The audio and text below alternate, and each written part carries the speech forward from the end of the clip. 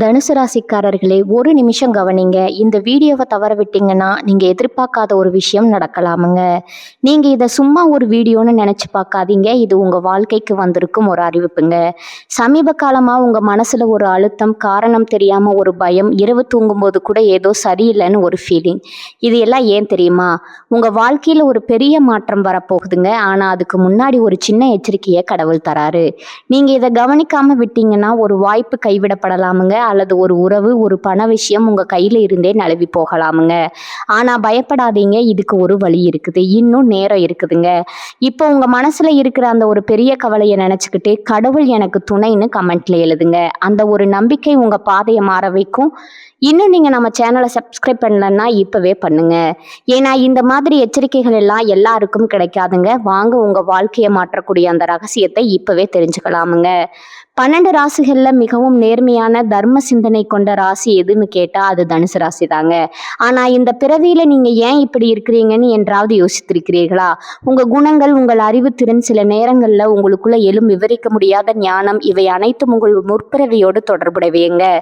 அகத்தியர் முனிவர் அருளிய நாடி ஜோதிட சாஸ்திரங்களின்படி தனுசு ராசியில பிறந்த நீங்க முற்பிறவியில ஞானிகளா அல்லது அறிஞர்களா என்பதை இந்த வீடியோல விரிவா பார்க்க போறோம்ங்க. தனுசு ராசி என்பது காலபுருஷ தத்துவத்தின் 9வது ராசிங்க. நவகிரகங்களின் குருன்னு போற்றப்படக்கூடிய தேவர் குருவான பிரகஸ்பதியின் முழுமையான ஆதிக்கத்தை பெற்ற ஒரு உன்னதமான ராசி இதுங்க. பொதுவாகவே நெருப்பு தத்துவத்தை கொண்ட ராசிகள் வீரம் மிக்கவையா கருதப்படும். ஆனா தனுசு ராசி என்பது வெறும் ஆக்ரோஷமான நெருப்பு அல்லங்க, அது ஒரு யாக குண்டத்துல எரியும் புனிதமான நெருப்பை போன்றதுங்க. வில்லேந்திய ஒரு வீரனை அடையாளமா கொண்டிருந்தாலும் அந்த வீர நீதம் அம்பானதுல கீகமான வெற்றிகளை தாண்டி ஆன்மீக இலக்குகளையும் பேரறிவையும் நோக்கியே பாயுதுங்க. தனுசு ராசியில பிறந்தவர்களின் ஆள் மனதுல எப்போதும் ஒரு தேடல் இருந்து கொண்டே இருக்குமுங்க. இந்த தேடல் என்பது சாதாரணமான பொருள் சார்ந்த தேடல் அல்லங்க. நான் யாரு, இந்த உலகிற்கும் நமக்கும் என்ன தொடர்பு, வாழ்க்கையில உண்மையான நோக்கம் என்ன என்பதை பற்றிய ஒரு தத்துவமான தேடலாகுமுங்க. இவர்களது உண்மையான பலம் இவர்களது உடல் வலிமையோ அல்லது அதிகாரமோ அல்லங்க, இவர்களுக்குள்ள இயற்கையாகவே அமைந்திருக்கக்கூடிய அந்த பேரறிவு தாங்க. குருவின் அம்சம் கொண்டவர்கள் என்பதால பிறப்பிலேயே ஒரு முதிர்ச்சியும் எதையும் எளிதில் கிரகிக்கக்கூடிய நுண்ணறிவும் இவர்களிடம் குடிகொண்டிருக்குமுங்க. முற்பிறவியின் கர்ம வினைக்கும் தனுசு ராசிக்கும் மிக நெருங்கிய தொடர்பு இருக்குதுங்க. ஒரு ஆன்மா பல பிறவிகள்ல சேர்த்த புண்ணிய பலன்களின் விளைவாகவே குருவின் ஆதிக்கம் பெற்ற இந்த தனுசு ராசியில வந்து பிறக்கிறதுங்க. ஜோதிட ரீதியா 9ஆம் இடம் என்பது பாக்கியஸ்தானம்னு அழைக்கப்படுதுங்க. தனுசு ராசி கால புருஷனுக்கு 9ஆம் இடமாக வருவதால இவர்கள் முற்பிறவியில செய்த தான தர்மங்களும் தெய்வ வழிபாடுகளும் இவர்களுக்கு இந்த பிறவியில ஒரு கவசமா அமைதுங்க. முற்பிறவியிலிருந்து இவர்கள் சுமந்து வரும் அந்த மிகப்பெரிய சக்தி என்பது இவர்களது உள்ளுணர்வு ஆகுமுங்க. யாரையும் சாராம, எதற்கும் அஞ்சாம உண்மையை மட்டுமே பேச வேண்டும்ங்கிற துடிச்சல் இவர்களுக்கு முற்பிறவியின் கர்மாவால கிடைக்குதுங்க. தனுசு ராசியின் ஒரு செயலை செய்கிறார்கள்னா அதுல ஒரு நியாயம் இருக்க வேண்டும்னு விரும்புவாங்கங்க. முன்பிறவியில இவர்கள் ஒரு வேளை ஒரு உயர்ந்த பதவியில இருந்திருக்கலாம், அல்லது ஒரு குருகுலத்தை வழிநடத்தும் ஆசானா இருந்திருக்கலாம். அந்த பிறவியில இவர்களிடம் பாடம் கற்ற மாணவர்களின் ஆசையும் இவர்கள் செய்த அர்ப்பணிப்புகளின் நற்பலனும் இந்த பிறவியில இவர்கள் அறியாமலேயே பாதுகாக்குங்க. இவர்களது பேச்சுல ஒரு வசீகரம் இருக்கும், அதே சமயம் அந்த பேச்சுல மற்றவர்களை நல்வழிப்படுத்தும் ஒரு அதிகாரமும் இருக்குமுங்க. இதுவே தனுசு ராசிக்காரர்களுக்கு முற்பிறவியில இருந்து தொடரும் ஒரு மிகப்பெரிய சக்தி ஆகுமுங்க. எத்தனை துன்பங்கள் வந்தாலும், எந்த ஒரு இக்கட்டான சூழலும் இவர்கள் சோர்ந்து போவதில்லை. ஏனென்னா இவர்களுக்கு பின்னால முற்பிறவியின் புண்ணிய கணக்கு ஒரு மாபெரும் சக்தியாக இயங்கு கொண்டிருக்குதுங்க. இந்த பிறவியில இவர்கள் அடையும் ஒவ்வொரு வெற்றியும் இவர்களது கடின உழைப்பை தாண்டி இவர்களது முன்னோர்களின் ஆசியாலும் பூர்வ புண்ணிய பலத்தாலுமே அமையுதுங்க. தனுசு ராசியினர் இந்த பூமியில பிறந்ததன் நோக்கம் வெறும் வாழ்வதற்காக மட்டுமல்லங்க, ஒரு மிகப்பெரிய தர்மத்தை நிலைநாட்டுவதே ஆகுமுங்க. குருவின் அருளால இவர்கள் அடையும் ஞானம் இவர்களை சுற்றியுள்ள இருளை அகற்றி மற்றவர்களுக்கும் ஒரு வழிகாட்டியா மாற்றுதுங்க. வில்லிலிருந்து புறப்பட்ட அம்பு எப்படி இலக்கடையாம திரும்பும் போது, அதே போல தனுசு ராசியினர் லட்சியங்களும் நிச்சயம் ஒரு நாள் கர்ம வினையின் உதவியோடு கை கொடுங்க. இந்த ராசியின் தனித்துவமே இது மண்ணில் வாழ்ந்தாலும் விண்ணை பார்க்கும் உயர்வான சிந்தனையை கொண்டது தாங்க. தனுசு ராசியில பிறந்த ஒரு ஆன்மா தனது முற்பிறவியில ஒரு பேரறிஞராகவோ அல்லது கல்வி புலமை மிக்க ஒரு சான்றோராகவோ வாழ்ந்திருந்தா அந்த பிறவியின் வாசனையானது இந்த பிறவியிலும் அவர்களின் ஆழ்மனதுல நீக்கமர நிறைந்திருக்குமுங்க. இப்படிப்பட்டவர்கள் எதையும் எடுத்தோம் கவிழ்த்தோம் என்று உணர்ச்சி வசப்பட்டு செய்ய மாட்டார்கள். இவர்களின் ஒவ்வொரு சொல்லும் செயலும் ஆழ்ந்த தீர்க்க ரீதியான சிந்தனைக்கு உட்பட்டே இருக்குங்க. ஒரு விஷயத்தை மற்றவர்கள் வெறும் கண்ணால பார்ப்பாங்க என்றால், முற்பிறவியில அறிஞராக இருந்த தனுசு ராசிக்காரர்கள் அதை தனது அறிவு கண்ணால ஊடுருவி பார்ப்பாங்கங்க. எதற்கும் ஒரு காரணம் இருக்க வேண்டும், எதிலும் ஒரு நியாயம் இருக்க வேண்டும் என்பதில் இவர்கள் பிடிவாதமாகவே இருப்பாங்க. சிறுவயது முதலே இவர்களுக்கு புத்தகங்கள் மீதும் புதிய கலைகளை கற்றுக்கொள்வதிலும் ஒரு தனியாத தாகம் இருக்குமுங்க. மற்ற குழந்தைகள் விளையாட்டுல ஆர்வம் காட்டும்போது இவர்கள் ஏதோ ஒரு ரகசியத்தை தேடுவது போல எதையாவது படித்து கொண்டோ அல்லது பெரியவர்களிடம் நுணுக்கமான கேள்விகளை கேட்டுக்கொண்டோ இருப்பாங்க. முற்பிறவியில நீங்க ஒரு மாபெரும் குருகுலத்தை வழி நடத்தி ஆசானாகவோ அல்லது ஒரு மன்னரின் அவையில நீதி வலுவாம கணக்கு வழக்குகளை கவனித்த அமைச்சராகவோ இருந்திருக்க வாய்ப்பு அதிகம்ங்க. அந்த பிறவியில நீங்க போதித்த கல்வியும் நிலைநாட்டிய நீதியும் இன்று உங்கள் பேச்சுல ஒரு அதிகாரத்தையும் தெளிவையும் கொடுக்குங்க. அதனாலதான் தனுசு ராசிக்காரர்களிடம் ஒரு சிக்கலான சூழலை கொண்டு சென்றா அவர்கள் அதை மிக எளிதாக பகுப்பாய்வு செய்து அதற்கான தீர்வை சொல்லுவாங்கங்க. மற்றவர்களுக்கு ஆலோசனை வழங்குவதில் இவர்களை மிஞ்ச ஆள் கிடையாதுங்க. ஒருவருக்கு துன்பம் வரும்போது வெறும் ஆறுதல் வார்த்தைகளை சொல்லாம அந்த துன்பத்துல இருந்து எப்படி அறிவுபூர்வமா வெளிவருவது என்பதற்கான வழிகாட்டியை இவங்க வழங்குவாங்க. இது இவர்களது மூளையின் செயல்திறன் மட்டுமல்லங்க, முற்பிறவியில இவர்கள் கையாண்ட ஆயிரக்கணக்கான ஏட்டு சுவடுகளின் சாராம்சமே இந்த பிறவியில இவர்களுக்கு ஒரு உள்ளுணர்வா வெளிப்படுதுங்க. கலைகள்ல வல்லுநரா இருந்ததன் அடையாளமா இந்த பிறவியிலும் இவர்களுக்கு இசை, ஓவியம், சிற்பம் அல்லது ஏதோ ஒரு நுண்கலையில இயல்பாகவே ஈடுபாடு இருக்குமுங்க. முறையாக பயிலாவிட்டாலும் கூட ஒரு கலையின் நுணுக்கங்களை இவர்களால சற்றென்று பிடித்து கொள்ள முடியுமுங்க. எதையும் ஒரு ஒழுங்குமுறைப்படி செய்ய வேண்டும்ங்கிற எண்ணம் இவர்களிடம் மேலோங்கி இருக்குமுங்க. காலையில எழுந்தது முதல் இரவு உறங்கும் வரை இவர்களது வாழ்க்கையில ஒரு நேர்த்தி இருக்குமுங்க. முற்பிறவி நரியரா இருந்த கர்மவினை இவர்களை வீணான விவாதங்கள்ல ஈடுபட விடாது. மாறாக அறிவுபூர்வமான உரையாடல்களை இவர்கள் விரும்புவாங்க. எங்கு சென்றாலும் அங்குள்ள அறிவார்ந்த மனிதர்களை தேடி பிடித்து நட்பு கொள்வாங்க. உங்களின் இந்த புத்திசாலித்தனம் என்பது இந்த பிறவியில நீங்க மட்டும் தேடி கொண்டதல்லங்க, இது பல பிறவிகளா நீங்க சேமித்து வச்ச ஞானத்தின் தொடர்ச்சிங்க. அதனாலதான் மிகவும் இக்கட்டான ஒரு சூழல்ல எல்லாரும் கைவிடும் போது உங்கள் அறிவு மட்டும் உங்களுக்கு ஒரு மின்னல் கீற்று போல வழிகாட்டுங்க. சமூகம் இவர்களை ஒரு நடமாடும் நூலகமாகவே பார்க்கும். மற்றவர்கள் தடுமாறும் இடங்கள்ல நீங்க தடம் பதிப்பீங்க. இந்த அறிவுத்திறன் உங்களுக்கு ஆணவத்தை கொடுக்காம பணிவையும் பிறருக்கு உதவும் எண்ணத்தையும் கொடுத்தா நீங்க முற்பிறவியின் அந்த முழுமையான அறிஞரா இந்த பிறவியிலும் பரிணாமிக்கிறீங்க என்கிறது அர்த்தம்ங்க. குருவின் அருள் பெற்ற தனுசு ராசியினர் தனது அறிவை தர்மத்திற்காக பயன்படுத்தும் போது அது அவர்களுக்கு புகழையும் புண்ணியத்தையும் சேர்த்தே பெற்று தருதுங்க. தனுசு ராசியில பிறந்த ஒரு ஆன்மா தனது முற்பிறவியில ஒரு ஞானியாகவோ அல்லது தவ வலிமை மிக்க ஒரு முனிவராகவோ வாழ்ந்திருந்தால் அவர்களின் இந்த பிறவி என்பது ஒரு சாதாரண மனித வாழ்க்கையா இருக்காதுங்க. இவர்களுக்குள்ள எப்போதும் ஒரு இனம் புரியாத அமைதியும் அதே சமயம் ஒரு ஆழமான ஆன்மீக தேடலும் இருந்து கொண்டே இருக்குமுங்க. ஒரு கூட்டத்துல அமர்ந்திருந்தாலும் கூட இவர்களது மனம் ஏதோ ஒரு சூட்சுமமான விஷயத்தை பத்தி தான் சிந்தித்து கொண்டிருக்கும்.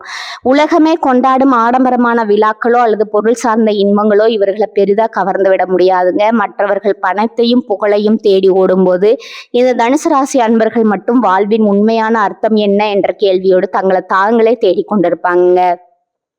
இவர்கள் பெரும்பாலும் தனிமையை விரும்புவாங்க. அந்த தனிமை என்பது வெறுமையால ஏற்படுவதல்லங்க, மாறாக அது இவர்களது ஆன்மா இறைவனோடு அல்லது இயற்கையோடு உரையாடும் ஒரு உன்னதமான தருணம்ங்க.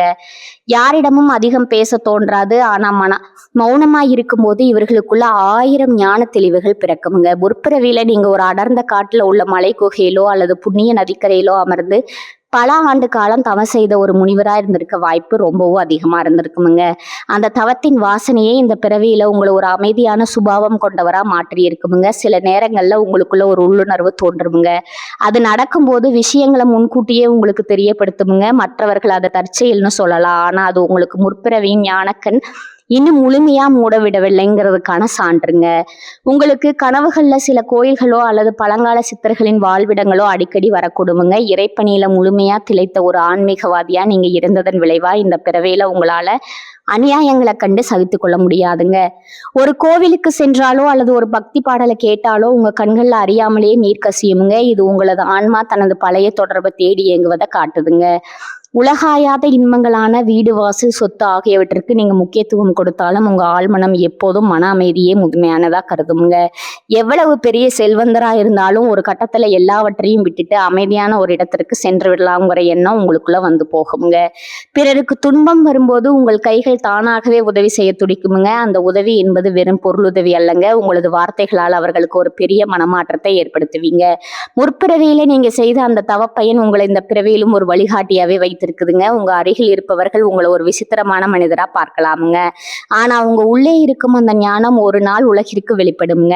தனுசு ராசியின் தத்துவமே மண்ணில் வாழும் போதே விண்ணில் இருக்கும் இறைவனை உணர்வது தாங்க. அந்த புனிதமான பாதையில நீங்க நடப்பதற்கு காரணம் உங்க கடந்த கால புனிதமான ஆன்மீக தொடர்புகளே ஆகுங்க.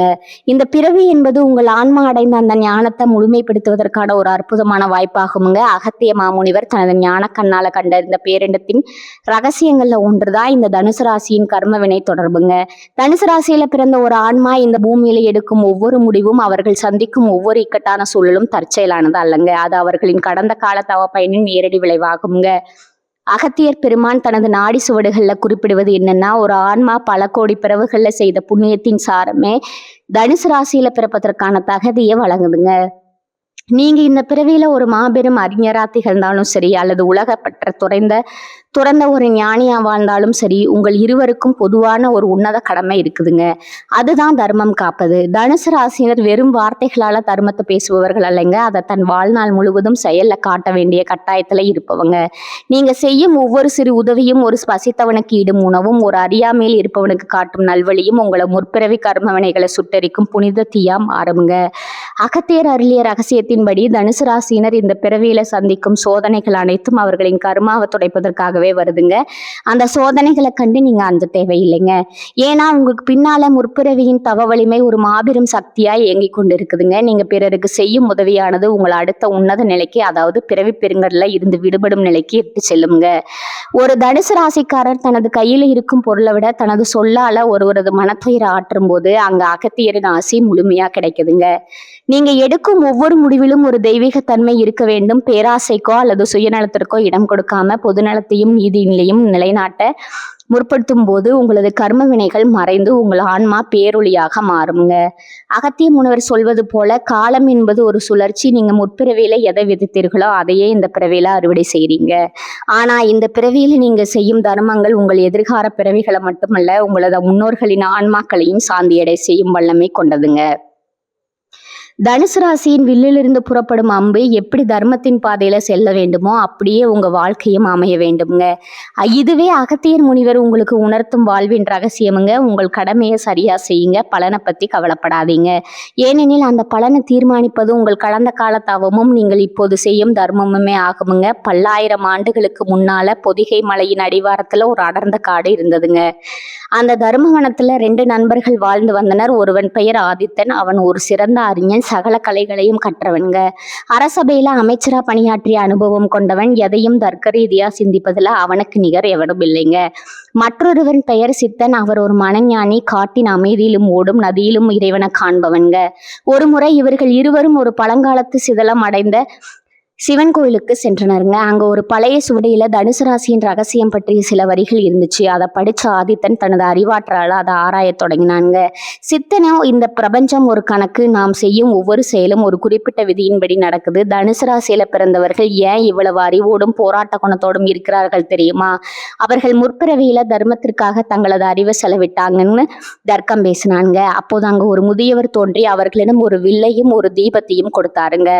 ஆதித்தனோ, இந்த வில்லை வைத்து உன்னால் இலக்கு அடைக்க முடியும், ஆனா அந்த இலக்கின் பயன் என்ன சித்தனே? இந்த தீபத்தை வைத்து இருள போக்க முடியும், ஆனா அந்த வெளிச்சம் எங்க சொல்ல வேண்டும்னு கேட்டாருங்க. அவர்கள் இருவரும் குழம்பினர். அந்த முதியவர் வேறு யாரும் இல்லைங்க, அகத்திய மாமுனிவர் தாங்க. அவர் புன்னகைத்து சொன்னார், தனுசு ராசியின் ரகசியமே இதுதான். ஆதித்தன் போன்ற அறிஞர்கள் முற்பிறவியில நீதியையும் சட்டத்தையும் நிலைநாட்டியவர்கள். அதனாலதான் இந்த பிறவியில அவர்களுக்கு தெளிவான அறிவும் நிர்வாகத்திறனும் இருக்குது. ஆனா சித்தன் போன்ற ஞானிகள் முற்பிறவியில தவம் செய்து இறைவனை உணர்ந்தவர்கள். அதனால்தான் அவர்களுக்கு இந்த பிறவியில உலகத்தின் மீதான பற்று குறைந்து மன அமைதியை தேடும் குணம் இருக்கிறது. அப்படியானால் நாங்கள் இருவரும் இப்போது என்ன செய்ய வேண்டும் என்று இருவரும் கேட்டனர்.